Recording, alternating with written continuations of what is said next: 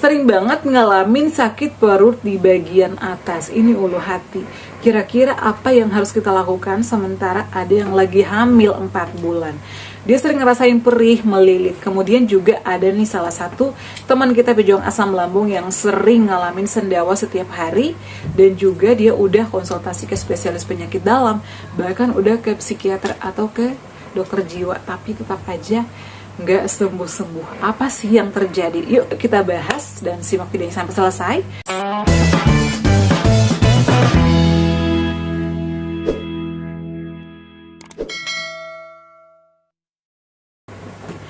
Assalamualaikum warahmatullahi wabarakatuh. Hai semuanya, kembali lagi di channel aku Deva dan Bunda.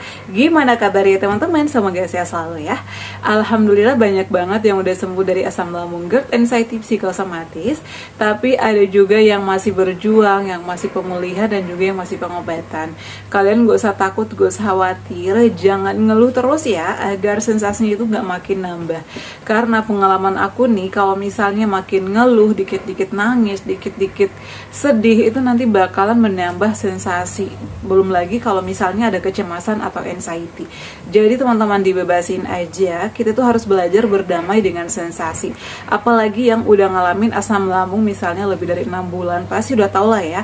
Kalau misalnya perutnya lagi sakit ataupun perih, berarti ada telat makan ataupun kita makannya terlalu berlebihan. Kemudian juga mungkin makan pantangan atau nggak dikunyah halus. Jadi kita tuh harus terapkan 3P-nya juga. 3P ini apa? Pola makan, pola pikir, pola hidup sehat ya. Dan juga harus selalu menerapkan olahraga rutin ya. Olahraga ringan secara rutin.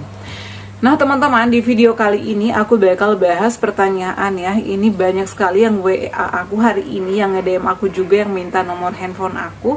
Tapi kalau di hari kerja, di jam kerja, aku tuh jarang respon ya WA ataupun DM. Jadi mohon dimaklumin karena aku juga punya tanggung jawab, punya pekerjaan, dan aku juga harus mencari rezeki untuk keluarga aku. Nah di sini aku bakal bahas ya, ini atas nama siapa ya nggak tahu nih, tapi dia WA ya panjang lebar. Bun, apa saya boleh bertanya? Suami saya diagnosa dispepsia oleh dokter. Kenapa ya akhir-akhir ini sering sendawa? Bahkan hampir tiap jam sendawanya. Pola pikir, pola makan pun sudah dijaga, tapi tidak ada perubahan walaupun tiap bulan check up ke poli jiwa dan poli penyakit dalam. Nah, kira-kira kenapa nih? Dia itu udah jaga pola makan, pola pikir, bahkan sampai ke dokter spesialis penyakit dalam, ke dokter spesialis jiwa atau psikolog. Wow, luar biasa banget ya. Kalau untuk dokter-dokter tersebut nggak pakai BPJS, itu pasti bayarannya mahal banget. Karena aku tahu ya, sekali kontrol aja kita udah mengeluarkan biaya yang fantastis menurut aku. Karena aku tuh orang sederhana ya teman-teman. Jadi pada saat aku berjuang pada saat itu, ya semuanya di cover BPJS. Nah, jadi kita ini harus introspeksi diri. Kalau misalnya udah makan obat-obatan atau udah konsumsi obat-obatan lebih dari 2 bulan, kok nggak ada perubahan? Udah ke dokter spesialis jiwa, udah ngelakuin hal ini itu. Nah, berarti kita itu harus introspeksi diri. Apa nih yang kurang sama diri kita? Nah, karena ada beberapa teman aku juga ngalamin ini. Bahkan ada yang berobat sampai ke luar negeri, sampai ke Singapura, sampai ke Malaysia. Nggak sembuh-sembuh, kenapa ya? Jadi kita tuh biasanya kurang bersyukur ya, dikit-dikit ngeluh. Jadi kita tuh harus berdamai sama sensasi. Meskipun udah ke dokter psikiater, tapi kalau misalnya pikirannya itu masih nggak bisa dikontrol, itu percuma, sama aja nihil ya, atau sama aja bohong. Jadi teman-teman, pertama pola makan. Pola makan ini jamnya di jam 2 jam sekali atau 3 jam sekali, porsi kecil, dikunyah halus. Kemudian yang kedua, pikirannya. Pikiran ini apa? Karena ada beberapa orang temanku, aku itu udah menghindari pikiran-pikiran negatif pun, udah mengontrol pikiran, tapi tetap aja datang. Nah, ini yang membuat kita itu sulit sembuh biasanya. Karena aku ngalamin sendiri juga. Aku itu udah ngelakuin berbagai hal, tapi pikiran itu nggak bisa fokus. Pikiran aku tuh negatif aja, cemas aja, sedih aja. Nah, jadi hal yang aku lakukan, yang pertama itu adalah berdamai sama sensasi. Yang kedua, aku introspeksi diri, aku berdamai sama diri aku sendiri. Jadi aku tuh belajar cuek. Belajar cuek ini bukan kita tidak menyayangi orang sekitar kita, tapi daripada kita nggak sembuh-sembuh. Yang kemudian kedua adalah berdamai sama orang lain. Kalau ada masalah dengan orang lain, selesaikan. karena itu bisa menjadi momok atau bisa menjadi beban pikiran. Kemudian juga masalah dengan Allah atau Tuhan kita. Jangan dikit-dikit ngeluh, kenapa sih Allah ngasih penyakit ini? Karena pejuang asam lambung itu dikit-dikit ngeluh. Dan pejuang asam lambung itu nggak sabaran banget. Dikit-dikit ngeluh, dikit-dikit marah, dikit-dikit ngamuk. Pokoknya nggak sabaran. Dan ini terbukti sama aku dan subscriber aku juga ada beberapa orang. Selain itu juga teman-teman aku. Kenapa aku bilang kayak gini? Karena biasanya nih kalau video aku panjang lebar curhat, Bunda langsung aja pada intinya. Nah, berarti dia nggak sabar. Karena aku juga teman-teman melihat atau punya motivator andalan pada saat berjuang. Dia tuh cerita titik komanya apa, aku dengerin. Wih, ternyata sama persis. Jangan langsung pada intinya. Kalau misalnya kita langsung pada intinya, itu namanya dokter. Karena kita kan bukan dokter, kita itu hanya sharing pengalaman aja. Oh iya, ternyata si A atau ternyata Bunda juga ngalamin ini ya, pantesan. Oh iya, jadi kita tuh menelaah dan juga kalau misalnya udah paham, oh iya menerapkan. Jangan dikit-dikit dulu. Baru juga opening udah langsung aja Bun pada intinya. Kadang aku sabar karena aku juga pernah ngalamin itu. Ih, mutar-mutar banget sih. Itu adalah salah satu juga yang bisa membuat kita namanya nggak sabaran. Jadi kita itu harus ikhlas, sabar, lillahi ta'ala, udah dibebasin aja. Kalau misalnya nggak mau nonton, gak usah marah-marah, dicepatin aja videonya. Karena pejuang asam lambung itu gampang banget emosian.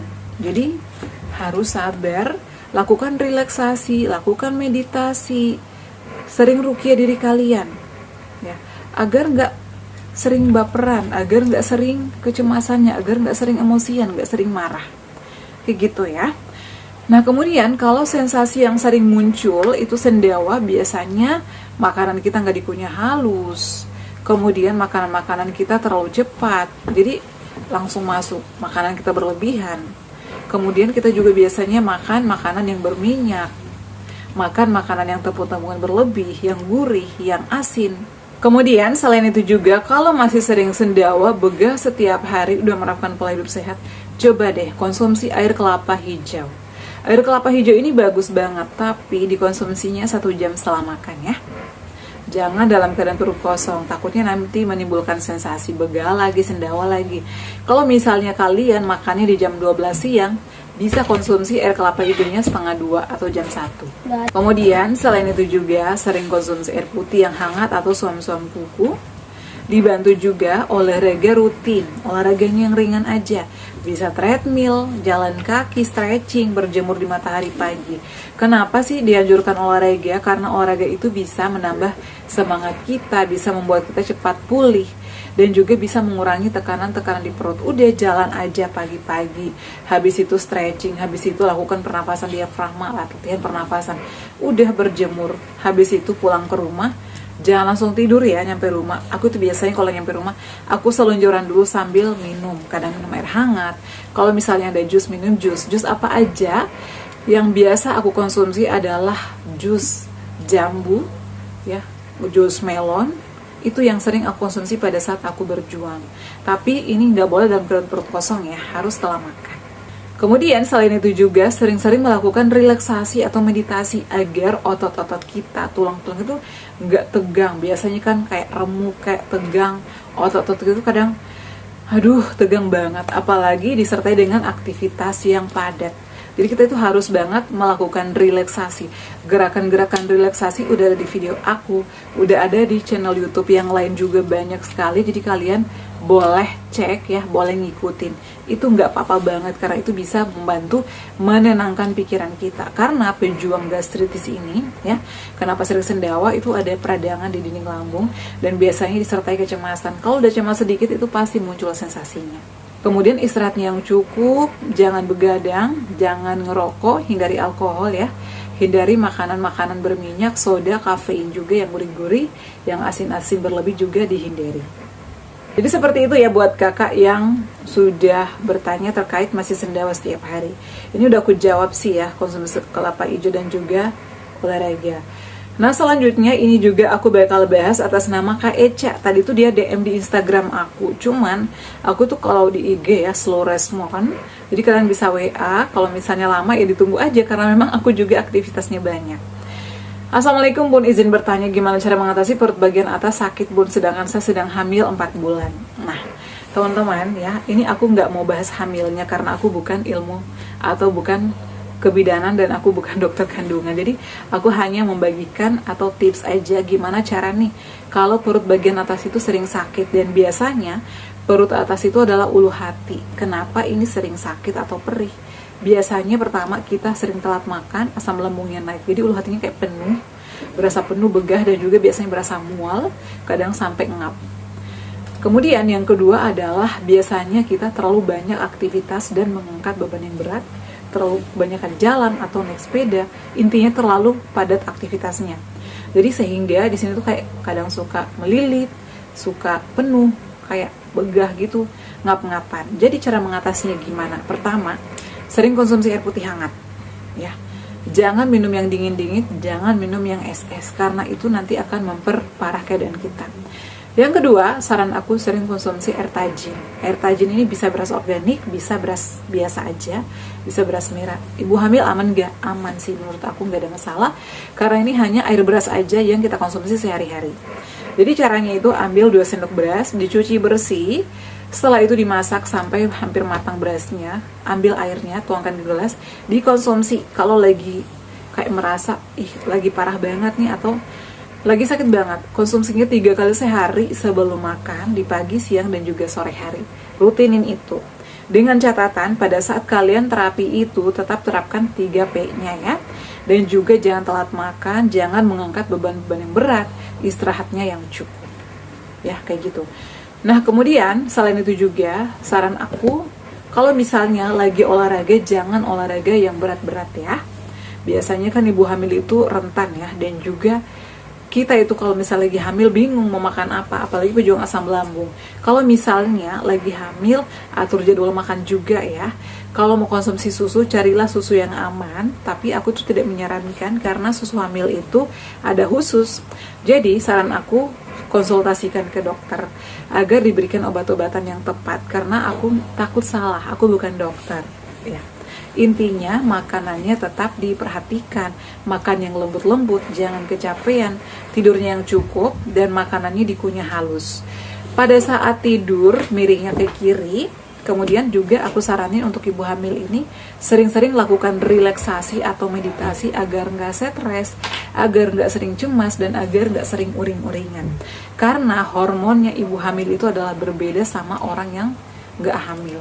Jadi ayo modifikasi pola hidup, modifikasi pola pikirnya juga, jangan terlalu stres ya. Dikontrol aja dengan melakukan hal yang menyenangkan, hal-hal yang kakak sukai ya, olahraga atau misalnya melakukan hobi kayak masak ataupun nonton drakor, tapi jangan berlebihan juga ya. Kemudian makanannya juga dihindari kayak pedas-pedas, meskipun nih aduh bawaan orok nih pengen pedas, kalau bisa ya dihindari, ganti makanan yang lain aja. Selain makan pedas pengennya apa, jadi bisa diatur aja, karena kalau misalnya diturutin pengen makan pedas, takutnya nanti ngefek ke lambung, sensasi lagi.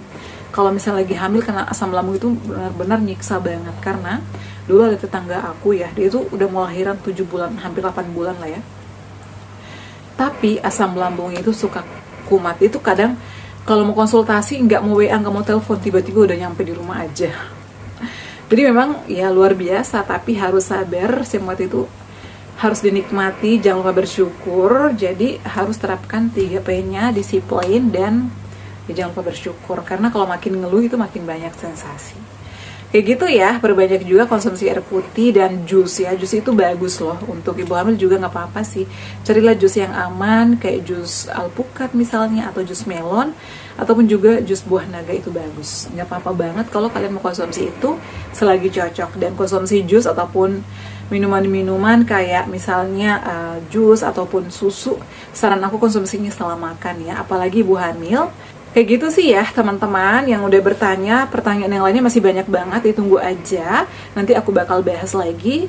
Jadi kalian pastikan untuk terus ikutin video-video aku. Yang belum subscribe, bantu aku subscribe ya, like juga, dan jangan lupa di share ya, agar video-video aku makin bermanfaat untuk orang banyak. Karena alhamdulillah beberapa minggu terakhir ini aku selalu mendapatkan kabar banyak sekali yang udah sembuh dari asam lambung, GERD, anxiety, psikosomatis. Oke ya teman-teman, cukup sekian share kali ini. Semoga bermanfaat. Assalamualaikum warahmatullahi wabarakatuh. Sampai ketemu lagi di video-video aku selanjutnya. Bye.